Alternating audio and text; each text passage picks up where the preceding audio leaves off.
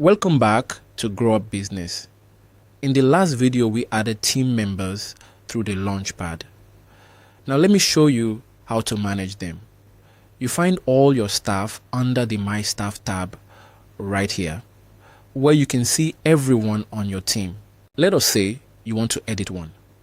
Click in and you can change their password, update their information, and add them to a specific calendar. You can also set their permissions. If you do not want a staff member seeing certain parts of GrowUp, just toggle those off, then set their role as an admin or a normal user. As the owner, you stay the admin. You can also set up their own call and voicemail settings. If you have more than one phone number in your account, you can assign them one here.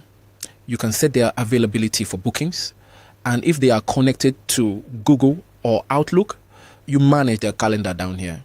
So from this one My Staff tab, you manage your whole team inside GrowUp Business.